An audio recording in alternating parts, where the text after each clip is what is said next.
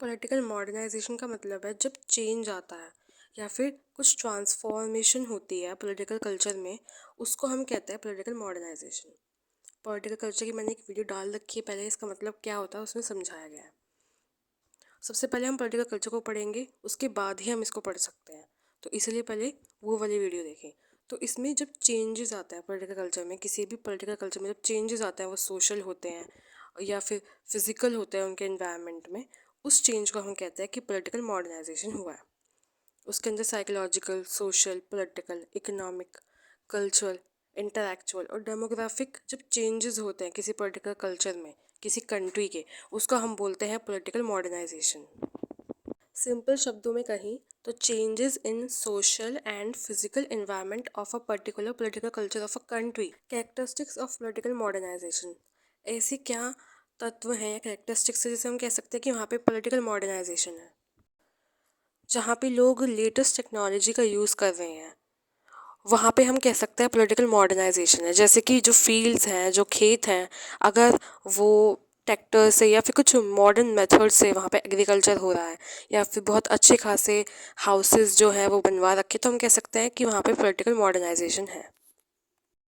Industrialisation दूसरा characteristics है जहाँ पे लोग जो हैं वो ट्रेडिशनल वे ऑफ लिविंग से बढ़कर ज़्यादा इंडस्ट्रियल डेवलपमेंट वहाँ पे हो रहा है। कल्चर इकोनॉमी तो है, साथ ही साथ वहाँ पे इंडस्ट्रीज़ का डेवलपमेंट हो रहा है, मिल्स खुल रही हैं, नई फैक्ट्रीज़ खुल रही हैं लेटेस्ट टेक्नोलॉजी के साथ और लेटेस्ट टेक्निक यूज़ हो रही हैं।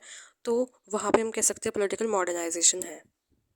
अर्बनाइजेशन एक दूसरा फैक्टर है जहाँ पे जो लोग गांव में रह रहे हैं वो माइग्रेट हो रहे हैं बहुत ज़्यादा अर्बन एरियाज़ में, सिटीज़ में, क्योंकि वहाँ पे ज़्यादा उन्हें एम्प्लॉयमेंट मिल रही है, ज़्यादा फैसिलिटीज़ मिल रही है, वो वहाँ पे कमा पा रहे हैं।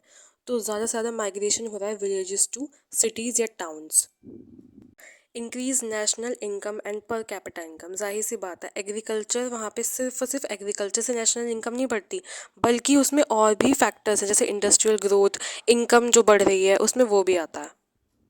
ग्रोथ ऑफ लिटरेसी मतलब लिटरेसी रेट भी बढ़ना चाहिए। तो हम कह सकते हैं कि गवर्नमेंट और जो लोग हैं वहाँ पे ज़्यादा से ज़्यादा एफर्ट्स कर रहे हैं, पॉसिबल जितना उनके हो सके ज़्यादा से स्कीम्स लाने की कोशिश कर रहे हैं जहाँ पे जो बच्चों को पढ़ाया जा रहा है उन्हें एम्प्लॉयमेंट के लिए काबिल बनाया जा रहा है।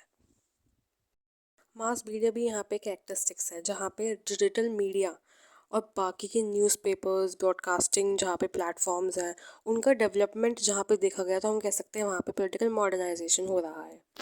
अब आते हैं एजेंट ऑफ मॉडर्नाइजेशन, मतलब कि ऐसे कौन कौन से फैक्टर्स हैं या ऐसे कौन कौन से लोग हैं, एजेंट हैं जो मॉडर्नाइजेशन करवाते हैं किसी कंट्री में।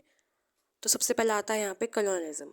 जाहिर सी बात है जब कोई देश कॉलोनी होता है किसी और देश की तो वहाँ पे डेवलपमेंट जो होता है वो सिर्फ उनके अपने फ़ायदे के लिए होता है। जैसे कि फॉर एग्जांपल इंडिया की बात करें तो यहाँ पे ब्रिटिशर्स ने रेलवेज़ बनवाई, टेलीग्राफ स्टार्ट करवाया, टेलीफोन लाइंस, रोड्स बनवाई, तो वो अपने फ़ायदे के लिए। लेकिन कहीं ना कहीं जब देश इंडिपेंडेंट हुआ तो वो फ़ायदा हमें भी तो मिला, उस फैसिलिटी का फ़ायदा फिर बाद में हमें भी मिला। तो हम कह सकते हैं ये एक एजेंट के तौर पे काम करते हैं।